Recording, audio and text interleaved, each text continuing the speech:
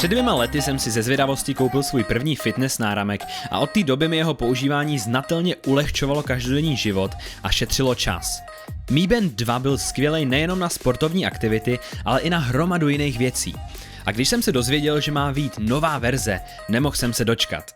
Teď už ji používám skoro měsíc a tak je na čase se o zkušenosti s Mi Bandem 3 podělit i s váma. Xiaomi Mi Band 3 je chytrý náramek, který funguje sám o sobě i v kombinaci s vaším smartphonem, ke kterému je připojený přes Bluetooth. Všechny dostupné funkce využíváte skrz dotykový AMOLED displej, jehož ovládání je velmi intuitivní. V první řadě funguje jako náhrada za hodinky, u nichž si můžete vybrat několik různých vzhledů a které se chytře rozsvítí při zvednutí zápěstí. Oproti druhé verzi Mi Bandu jsme se dočkali o poznání stylovějšího vzhledu a tak funguje mnohem líp i jako módní doplněk. Druhou funkcí, která pro mě patří mezi nejcennější, je vestavěný krokoměr. V aplikaci Mi Fit si můžete nastavit svůj denní cíl a pak mít každý večer super pocit, když ho dosáhnete. Data se vám pak ukládají na osobní účet a máte k dispozici zajímavé statistiky o vašem pohybu. Já jsem například za poslední 2 roky ušel přes 5000 km, což vychází průměrně na víc než 10 000 kroků denně. Můžete si dokonce přidat do přátel kamarády a pak porovnávat své výkony navzájem. Mimo chození můžete pomocí náramku sledovat i sportovní aktivity, jako jsou běhání nebo jízda na kole. K dispozici máte spoustu užitečných informací, jako je čas, rychlost nebo tempo, přímo na náramku a po skončení vašeho workoutu podrobná data o vaší trase a výkonu, včetně srdečního tepu. Ano, náramek umí měřit váš tep, buď to v daném okamžiku, kontinuálně při sportovní aktivitě nebo automaticky během dne.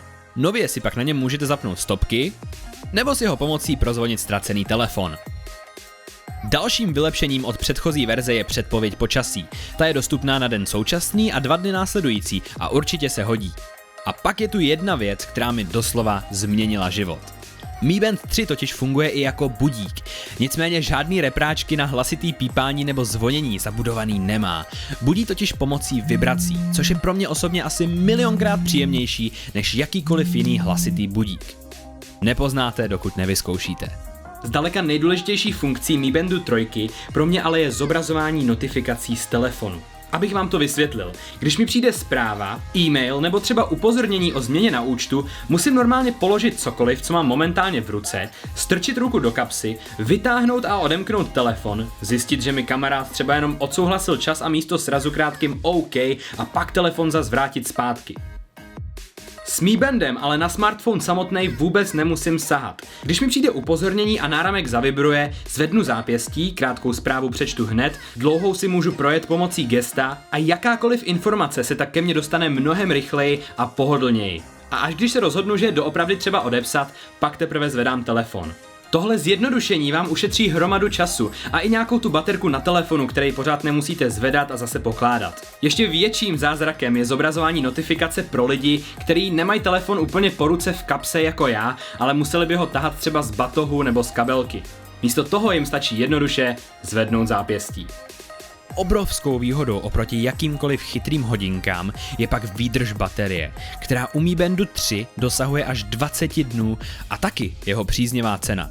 Jsou to právě tyhle 2 faktory, kvůli kterým jsem poprvé zainvestoval do předchozí verze Mi Bandu 2. Když k tomu všemu přidáte voděodolnost do 50 metrů a široce nastavitelný gumový náramek, nemusíte Mi Band 3 téměř sundavat z ruky. Dá se s ním v klidu sprchovat, plavat i spát. A váš spánek umí taky detailně sledovat a ukládat jeho statistiky podobně jako u kroků, což je další užitečná funkce. Integrace s aplikací Mi Fit je dobře provedená a funkce náramku lze pak rozšířit synchronizováním s dalšími apkami, jako jsou české Tools and Mi Band nebo třeba Sleep as Android. Data o pohybu lze také importovat do Google Fit. Třetí verze Mi Bandu je s dotykovým displejem, zobrazováním celého textu notifikací a dalšími novými funkcemi velkým zlepšením oproti verzi předchozí, která pro mě sama o sobě rozhodně stála za to. Pokud hledáte něco smart k vašemu smartphonu, ale nechcete si stěžovat život dalším zařízením, který byste museli každý večer nabíjet, a máte zájem spíš o zjednodušení a zefektivnění každodenního života, pak je pro vás Mi Band 3 určitě dobrá volba. A to nejen pro sportovce. Tak jo, dámy a pánové, druhý produktový video je za mnou a já jsem hrozně rád, že jsem mohl natáčet zrovna o Mi Bandu 3, který bych každému z vás rozhodně doporučil. Když jsem si za pár stovek kupoval předchozí verzi Mi Band 2, tak jsem fakt ze začátku vůbec netušil, co všechno ten náramek umí. Říkal jsem si, jo, bude fajn, že mi to bude měřit kroky, bude fajn, že si tím můžu změřit tep, ale byly to v podstatě pro mě jenom takový gimmicky. Nebylo to nic, od čeho jsem očekával nějaký velký razantní změny nebo funkce. Když jsem si pak ale v Mi Bandu 2 nastavil poprvé nějaký goal na kroky, začal jsem s ním pravidelně každý den chodit a dodržovat ten goal, tak prostě mě to ráno dokázalo vytáhnout z postele, dokázalo mě to donutit zajít si na procházku, jít si vydechat na čerstvý vzduch, zajít si tady u nás do lesa a to je prostě pro mě fakt neocenitelný na tom produktu, na něčem, co prostě stojí vás pár stovek, můžete si to koupit, nejde o něco tak drahého, jako je telefon, je to prostě taková maličkost, kterou si může koupit podle mě úplně každý. No a když teď přišla nová verze, tak jsem byl fakt rád, co všechno se v něm zlepšilo a hlavně, jak už jsem ve videu samotným říkal, ohledně těch notifikací. Ale tehle vstup na konci dělám hlavně proto, abych vám řekl i mínusy, o kterých byste určitě měli v případě Mi Bandu vědět a který tehle produkt skýtá. Předem říkám, že nejde o nic kritického, nejde o nic prostě, co by znamenalo, že by to nestálo za to a já osobně si myslím i přes všechny tyhle věci, že Mi Band 3 rozhodně stojí za to a pokud máte prostě 1000 a hledáte nějakou investici technologickou do života, tak tohle je ta věc, kterou byste si podle mě měli koupit. OK, jdeme na to. Mínus číslo 1. Přestože Mi Band sám stojí i s originálním náramkem, který já teď na sobě nemám, ten je černý. Myslím, že už se bude prodávat i právě v červené verzi, ale Mi Band normálně stojí prostě kolem 1000. Nicméně, pokud si chcete pořídit tyhle náramky originální, náhradní, jenom tu gumu, ne tu přístrojovou část, tak to myslím stojí 2 nebo 300, což je docela dost.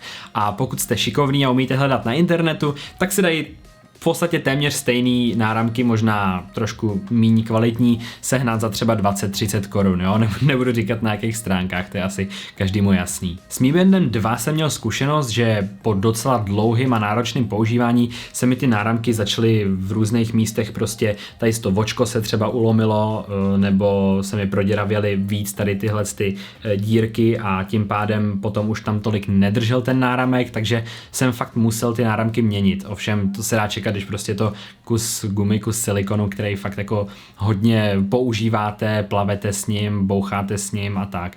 Musím říct, že jsem na ten produkt nebyl nikdy jako milej, vždycky jsem ho prostě používal do jeho plného potenciálu, nešetřil jsem ho, takže to je podle mě úplně normální, že se mi po pár měsících ten náramek rozpadl, ale je nutný vědět, že pokud si chcete koupit novej, tak ta oficiální cesta je poněkud jako zarážejícně drahá pro mě a je asi lepší investovat do nějakého trochu levnějšího řešení někde jinde. Druhá věc, kterou byste určitě měli vidět, která mě osobně vůbec, ale vůbec nechybí, je, že do Mi Bandu zatím není oficiální čeština. Což znamená, že když tady máte třeba prostě napsáno VET místo středa, jo, a takovéhle věci, tak mě to je úplně jedno, já mám všechny přístroje, které používám v angličtině, mám počítač, telefon, všechno mám v angličtině, ani bych tu češtinu nevyužil, kdyby tam byla, ale je mi jasný, že je to výrobek, který se prodává tady v Čechách, takže by tam čeština být asi měla a dosud tam není, takže o tom byste určitě měli vědět. Třetí věc je taková opravdu už subjektivní. Někomu Mi Band třeba nemusí být úplně příjemný na spaní. Znám lidi, kteří Mi Band mají a na noc ho prostě nenosej, na noc ho prostě sundavají, což znamená, že ztrácíte tu funkcionalitu toho, že vám to trackuje spánek, protože Mi Band, aby trackoval spánek, tak ho musíte mít na ruce. Takže buďte připravený na to, že vám možná nebude tak pohodlný na něco tak hrozně nerušenýho a svatýho, jako je spánek.